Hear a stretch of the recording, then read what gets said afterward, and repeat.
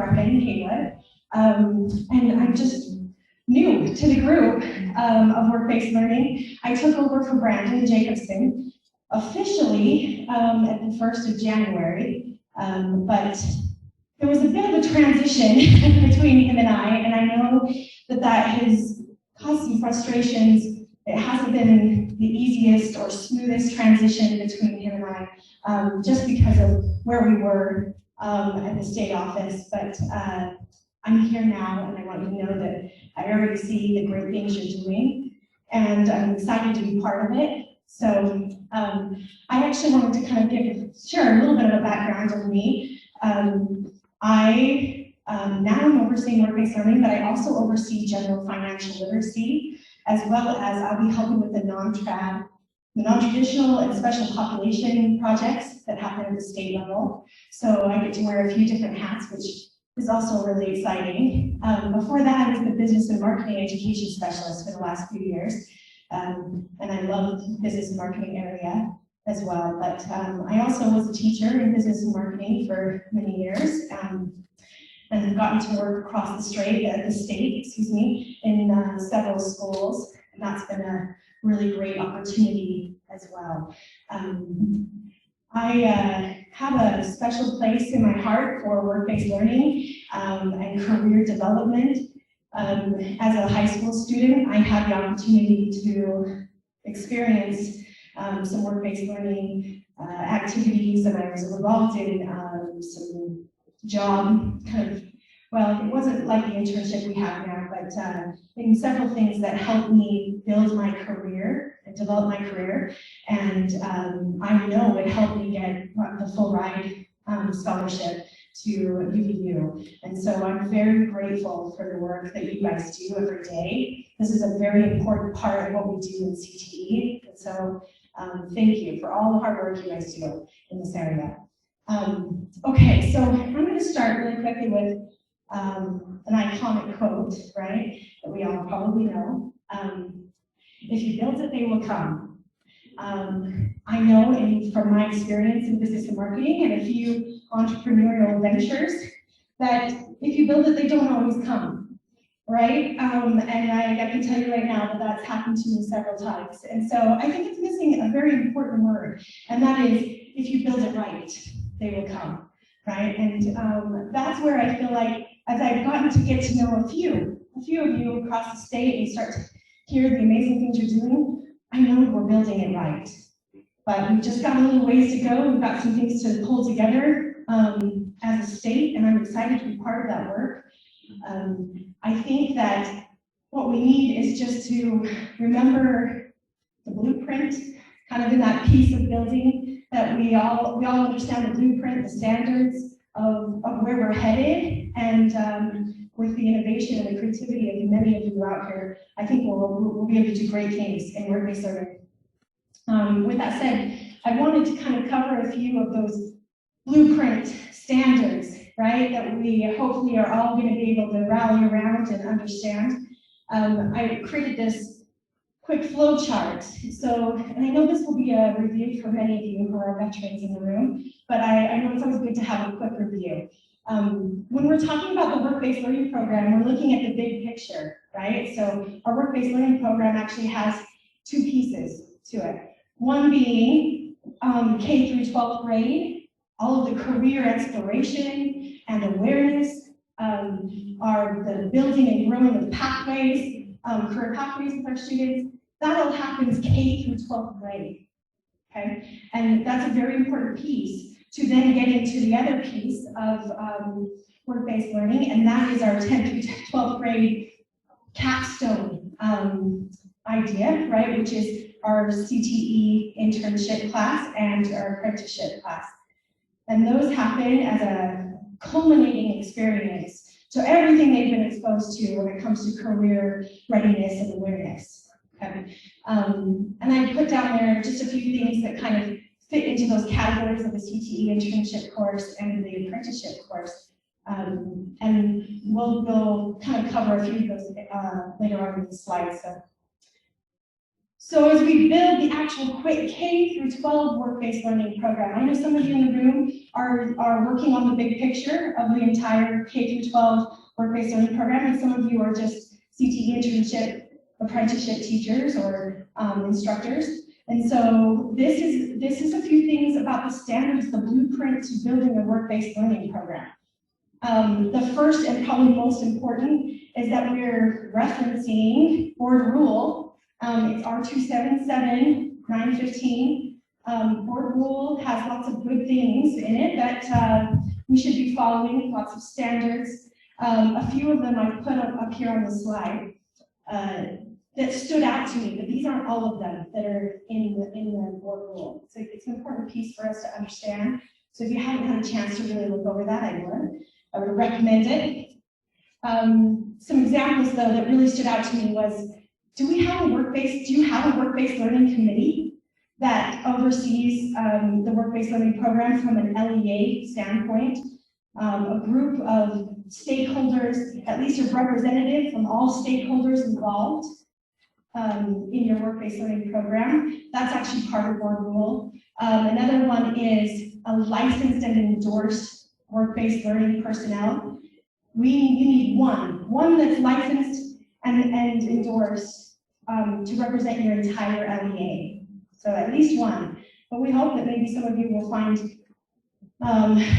some purpose and excitement in maybe getting endorsed yourself, but at least one. So those are some things to keep in mind in that board rule. Another one is the work-based learning manual that's found on our USBE website. It is not comprehensive. It doesn't have everything, and it definitely needs a little bit of updating, which I've been tasked to do and I'm very excited to do. But it does still have some really great information that hopefully will just get you thinking, especially when it comes to the legal side of this, right? Working really closely with your risk management people, and then also working hard to ensure that you're covering things like the child labor laws and those types of legal pieces. So another big piece is a high quality internship work-based learning program is tied directly to our CTE pathways, right? And so do we know our pathways really well? Are we connecting with the stakeholders that are involved in the pathways? So how are our partnerships, our relationships with our counselors, with the other CTE teachers to kind of build this and grow your work-based learning program? Another one on there was DWS is another one, Department of Workforce Services is just a great partner there. Your work-based learning committee I kind of talked about before, that's an important piece. We also have a work-based learning listserv. I don't know how many have joined that listserv, but it's another important piece. I'll be using that to relay lots of great information to come. So please consider joining that. Another piece is the work-based learning funds. I had an opportunity to speak with the CTE directors just a couple of days ago about how the funding works with work-based learning. We went into a lot more detail because that's something that normally your directors deal with, but just so you have an idea of the funding connected to work-based learning, there's 3 different areas, 3 different sources of funding. That's local, state, and federal. The local actually comes from a match from the CTE or from the LEA. And then there's actually 2 different types of funding that happens at the state level. You can find all this funding information on our website and the USBE website as well. And then there's also federal funding available, but it ties to an LEA's needs assessment plan that connects to their Perkins plan, Perkins 5. So those are some ways to get to build the funding to help support what you guys do. I wanted to just kind of list the overall goal. This once again comes from our board rule. This is kind of our overall goal of K through 12th grade, right? So this is the big picture, work-based learning. And some things to think about. Quality programs should provide these things here, right? Sequenced experiences, leading students to a next step. And I feel very much that LinkedIn and our digital portfolio piece is helping them connect to the next steps. You know, we don't want them to get to the internship and then go, where do I go from here, right? I've done the culminating piece. Now, is it just done?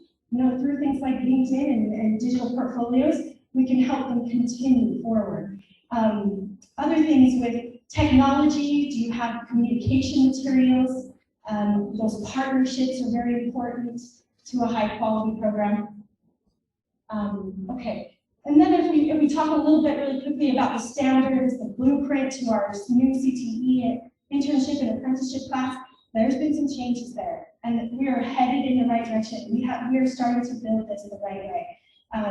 The internship class, we are focused on quality versus quantity. And when I say quality, I don't mean that we're picking the very top students to do this, but are our CTE internships connected to a student's career pathway? Are they offering a high quality 40-hour minimum experience with an employer that aligns to their pathway? Are we helping train them and get them ready for the workplace before they step in, okay, prior to their placement in an internship? And that can happen in a lot of different ways, and I've seen some amazing things already. I've only been in a few weeks, and you guys are doing amazing things with that workplace readiness idea. I hope to help by creating some statewide guidelines to what we should be teaching in those workshops. They won't be strands or standards, but they'll be guidelines so that we all, once again, can create some consistency across the state. And then also, are we including skills in, are we including the right skills in these workshops? Are we engaging students, really helping prepare them for a quality experience? I'm looking at my notes. Is it okay? Okay, good. Thank you. I had somebody, because I think I made this a little long, so I just want to make sure it's on time. Another big piece of this that I don't know how many you've heard or how well we know across the state, there's actually no endorsement tied to the CTE internship and apprenticeship class any longer. So you don't need to be licensed or endorsed. However, and you can see here that if you don't have a licensed teacher, and this is a little bit more for our directors too, but there's actually a generic CTE or Cactus ID that can be loaded into Cactus to kind of at least get you on the record. But the work-based learning endorsement application is still available. So if you're interested in still earning that endorsement, you can. You don't need to teach the CTE internship and apprenticeship class, but you still could earn it if you'd like. It may become helpful in the future. We actually have a couple of classes that we offer through a Canvas platform that also gives you SUU credit that I feel are highly valuable to anyone in work-based learning, whether you choose to get the endorsement or not.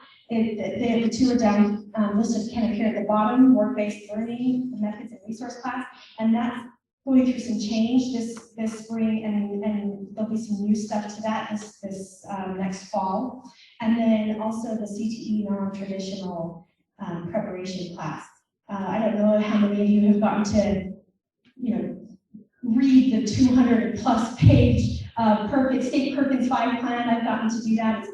It's some great late night reading, but in there it talks a lot about how are we pulling in our non-traditional students, our special population students, to be part of this great piece of what we do in CTE. How are we doing that? And there's a bigger emphasis in that plan from Perkins 5. So that's a great class if you're interested in that one too. Another piece I know I've already heard lots about is how do we provide high quality internships during this crazy time of COVID. There's a link to an article that ACTE put out to give you some ideas, but we've got to remember that we can't reduce the quality because we're in these times, and I know that's hard. And it's creating, making us become very innovative, goodness, and thinking outside of the box, right? We have to think outside the box, but we want the standards and the high quality to remain the same. So if that can't happen, then maybe the internship for that student just is not available right now, but we don't want to lower that quality, even with these times, okay? So that's another big piece. It's important. Last piece, digital portfolio. The focus of today is on that piece, and I'm excited for all of the great speakers that we're going to have, and the opportunity later to work on our own LinkedIn accounts and see some of the portfolios that you've submitted of your students' work and their portfolios. That's a big piece to where students head after their experience. That networking piece, we know in this room with work-based learning, that's an important piece, the networking part. So a couple of things to remember with the digital portfolio. Every person, every student who's enrolled in internship or apprenticeship should be creating a digital portfolio.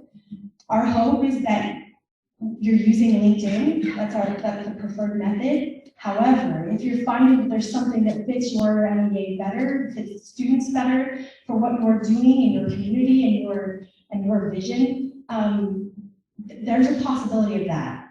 It would need to go through a vetting process. I'd love for you to have reach out to me and have a conversation about what you're doing so that I know what's going on and we know that it's still connected to where we're headed and the vision. Okay, but it doesn't necessarily have to be LinkedIn.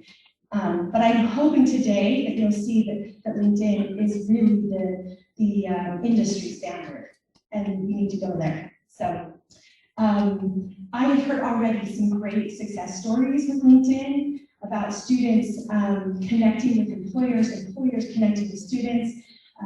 And so I'm really excited about where that's headed. And I think we're going to hear from some today about those experiences. Mike Hessler is going to share some of that too later on. And once again, it's helping students network far beyond the CTE and internship experience. This has been a big question for a lot of people throughout the state, that how are we going to submit all of these student portfolios for the year, right? And I know between the change from brand to me, that's been an interesting question. And I have only actually dived into it for about 2 or 3 weeks, so I've got some learning to do myself. But the way we're going to do it this year is the information that you'll need to provide will need to be given to your CT directors, and then they're going to upload it to a system called Move It, where a lot of our other skills certification documentation is also uploaded. So our directors are very they know that program very well. This is a little bit more for the directors on how it should be organized, but while you're helping gather that data, this would be good for you to create these folders as well. So we want it to be by your high school, and then the instructor's name, and then each section, and then within that section there should be this Excel sheet. I have the template, and we're going to mass distribute it. In fact, it's already on. Those of you who filled out the survey before today, I asked you to join a Google Drive folder. I'm going to start putting in a lot of great information into that folder. So, and that this template will be there as well. There is, this year, because we need to create a baseline of how this rubric is working, I am asking you to submit all of your students' portfolios. And there's lots of questions to that, I know. And so later on, when we actually go through some of the examples, I'll share a little bit of the vision there too, and how that works. I know some of you haven't been able to get students onto LinkedIn, but I'm hoping you're doing some sort of portfolio, and there'll need to be some sort of screen capture or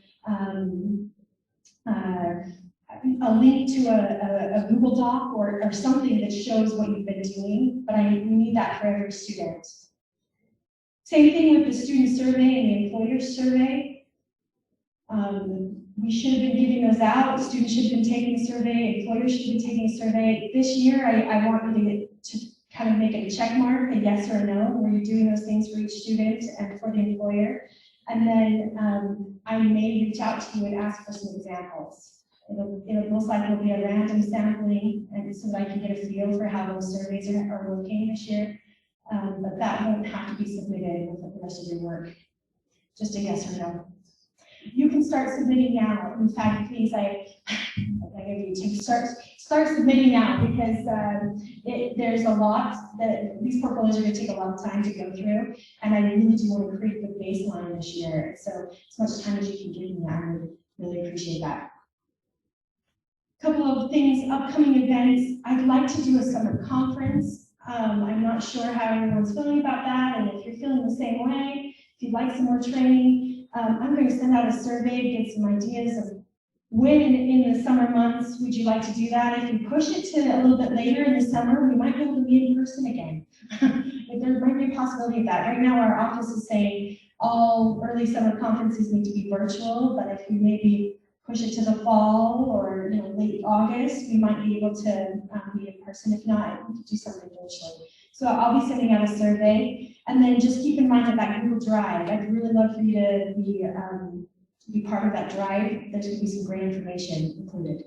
So, and then please reach out to me with your questions, with your success stories, with your challenges.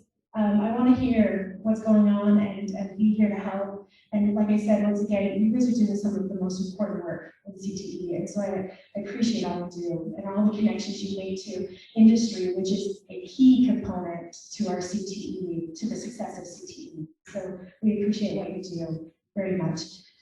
Thank you very much. And I think I'm done, but do we have, I don't know how much time do we have to? A couple minutes. Okay, is there any couple of quick questions I can answer right now? There is one here on the LinkedIn. Sure. It says, is the digital portfolio or LinkedIn required for each student? Yes, yes. So some sort of digital Thank you, portfolio is Madeline. required. So we were told to have our students make their LinkedIn accounts private. Okay. So if we send in a private account, then can people access it? I won't be able to see it, right? I know, that's okay. Can we tell them to add you? Like we could tell the students to add you, like, what do we do with that? I think there's, a couple of different ways. It's Chris, right? I can't see your face, I can't see your whole face, but it looks like Chris, so everybody can tell for sure. But Chris asked the question, what if your students' LinkedIn accounts are set to private, right? Then there's going to be a problem for me to see the work that you've done. I think there's a couple of ways we can handle that. They could invite me specifically, and so I'd be happy to share my information there. And or they could also do screenshots. You could throw those into a Google document, screenshots that match the rubric, align with the rubric, and then you can just give me the link to that Google Doc. So those are your kind of options there. And especially if you're not using LinkedIn, I'm going to need some sort of screenshot of what you guys are doing, or if you actually have a digital portfolio on Google Docs or wherever it is, and you can give me a link to that. If it's not working that way, if it's a different way, please reach out. I'd be happy to discuss how you can get that information into me in different ways. Anything else?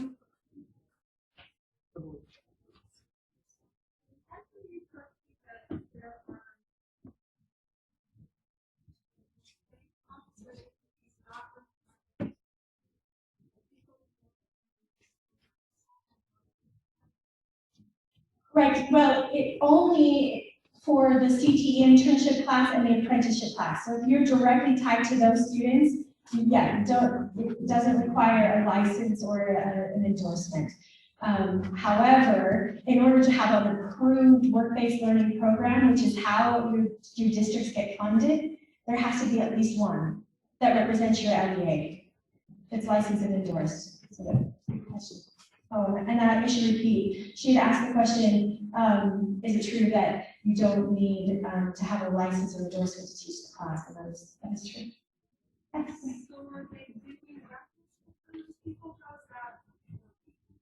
Yes, that happens at the LEA level. They still need to go through all of that process to actually get into the schools, to be part of the schools. And that kind of every LEA handles that differently. But I would hope that they're going through the same process if they're working with students, right? So, okay, I think I need to be done. So, if you've got more questions, I'm going to be here all day. I'm excited to be here. Thank you very much.